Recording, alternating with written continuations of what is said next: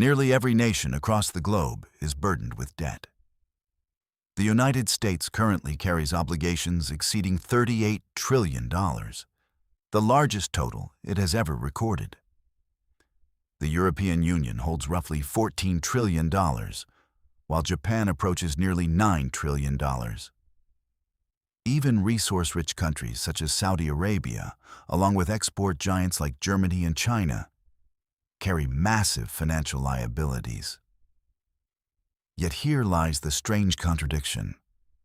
If every nation owes money, who exactly is on the receiving end?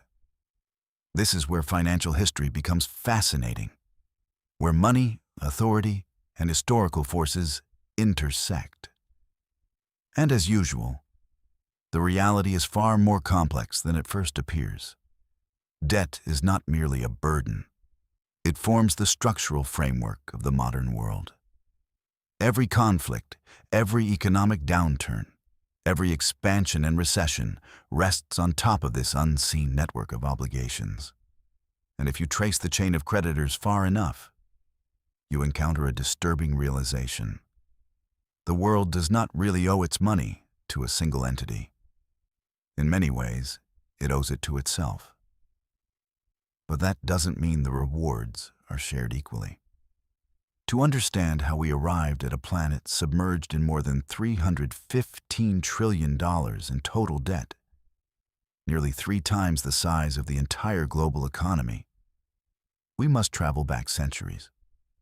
Long before credit cards or instant digital transfers existed, the concept of national borrowing emerged not on financial streets like Wall Street, but on battlefields.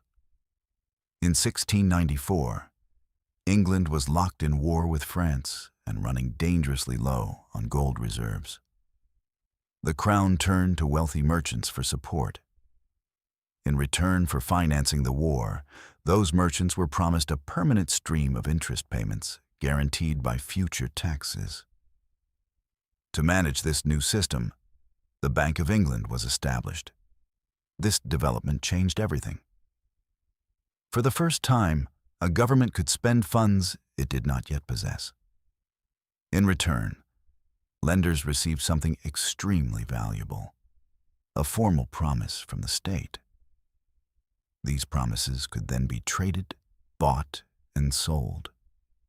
That innovation marked the birth of the government bond, which would eventually become the cornerstone of the modern financial system. Other nations quickly followed. France replicated the model. The Netherlands refined it further. The newly independent United States adopted it to finance its revolution and later its expansion westward. National debt gradually transformed from a symbol of weakness into a sign of credibility. The capacity to borrow became a measure of power. Empires once seized land to collect gold. Now they issued bonds to collect interest. Warfare moved from the battlefield to the balance sheet. 3 centuries later, debt has effectively become the world's most dominant export. The United States owes roughly $38 trillion. Japan exceeds $9 trillion. Globally, borrowing increases by about $1 trillion every 100 days. Every country owes money. Every bank provides loans. And every citizen, through taxes, pensions, and savings, simultaneously acts as both borrower and lender. But who exactly holds the other side of this financial rope? Let's begin with the United States, because its debt is not only national, it is deeply global. Of the $38 trillion owed, approximately half is held by public investors rather than other government agencies. Roughly 2/3 of those investors are American institutions. Banks, pension funds, mutual funds, insurance firms, and the Federal Reserve itself. The remaining 1/3, around $9 trillion, is owned by foreign investors. Japan holds the largest share with about $1 trillion, followed by China with roughly $800 billion. After them come the United Kingdom, Luxembourg, and Belgium. So when people say the United States owes money to China, that statement is technically correct. But it represents only about 2% of the total debt. The majority of America's debt is actually owed to Americans themselves. The U.S. Treasury issues bonds. Financial institutions purchase them. The Federal Reserve often buys those bonds back, effectively creating new dollars.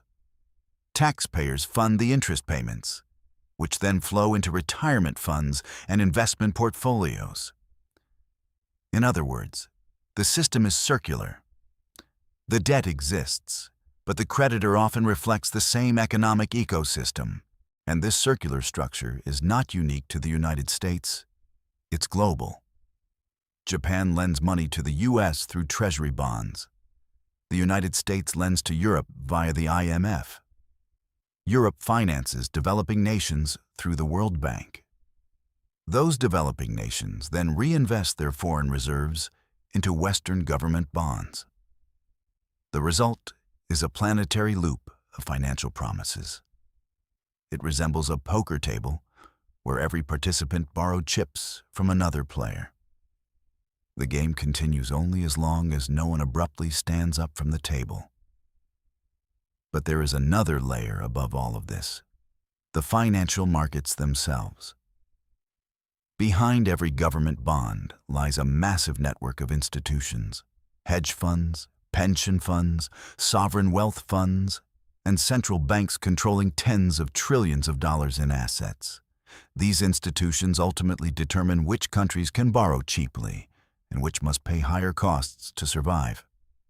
When their confidence disappears, currencies weaken, governments collapse, and entire economies can be reshaped almost overnight. Democracy decides who leads a country. Markets often decide whether that country can financially survive. At the center of this system stands the most powerful actor of all, the central bank.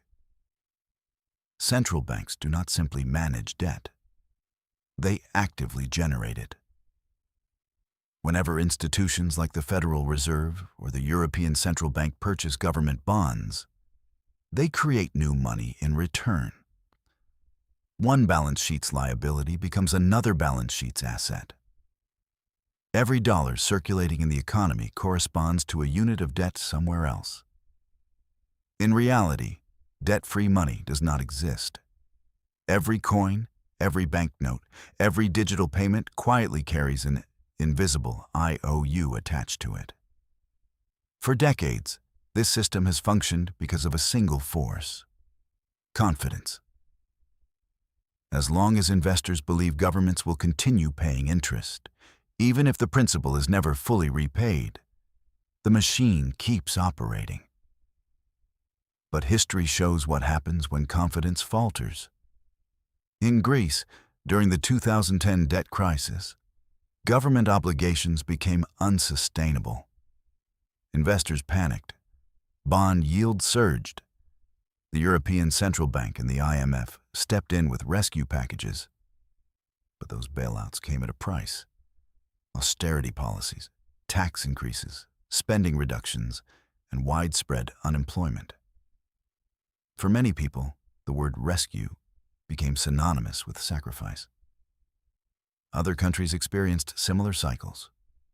Argentina repeatedly defaulted on its obligations, turning debt into a recurring national crisis. In Sri Lanka, shortages of fuel and political turmoil erupted after the government ran out of foreign currency needed to service its loans. When the financial system cracks, the creditors suddenly become visible: the IMF, rating agencies, and anonymous bondholders capable of squeezing entire nations. Yet, even after crises, the cycle begins again. Old loans are restructured. New loans replace the old ones. The financial engine resets under a different name, but with the same underlying mechanics.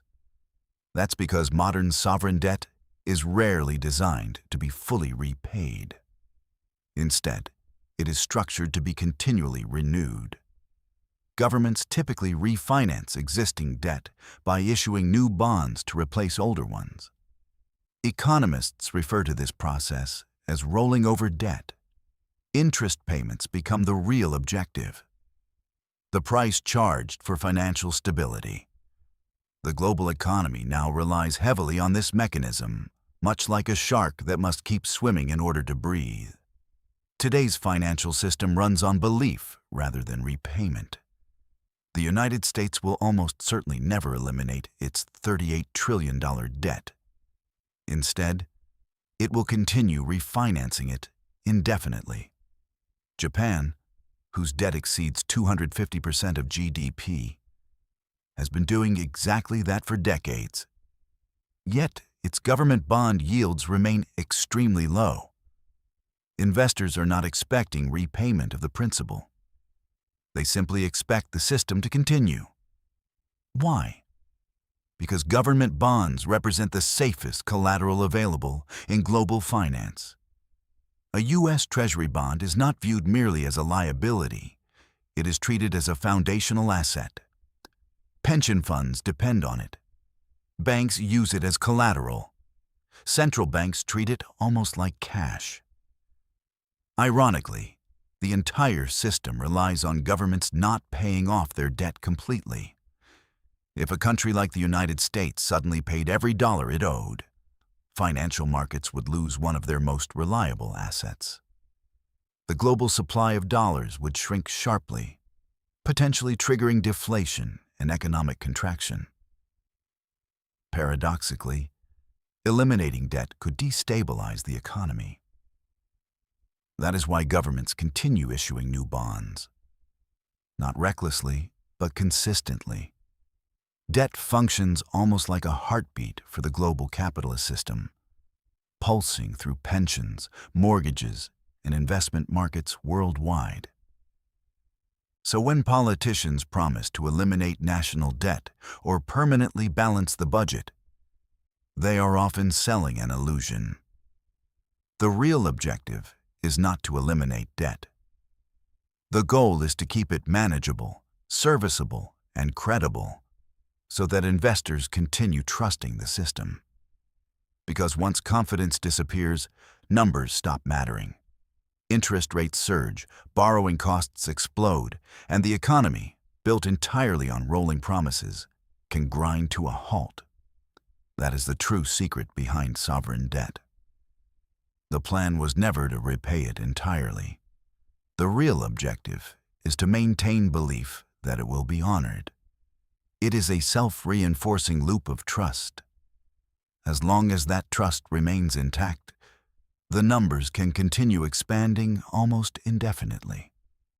However, trust is not distributed evenly. When people say, "We owe the money to ourselves," that statement is only partially accurate.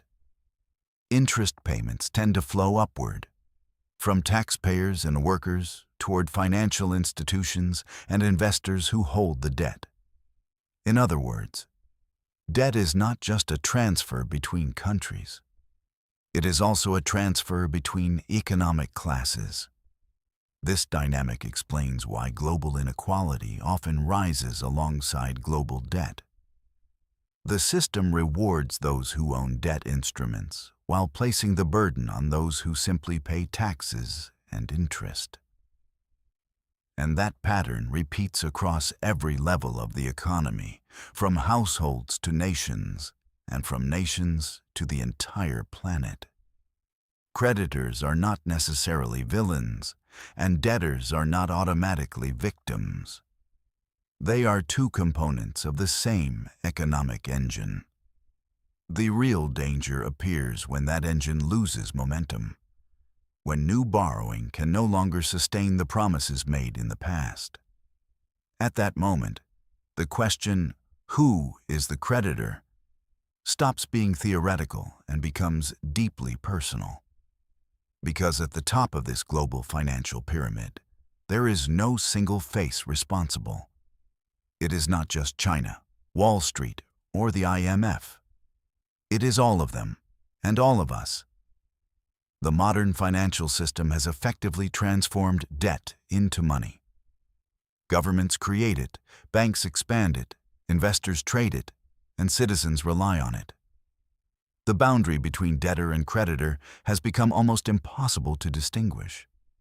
In earlier centuries, debt meant bondage. Today, it represents balance. But if that balance ever breaks, if confidence collapses, the illusion will disappear.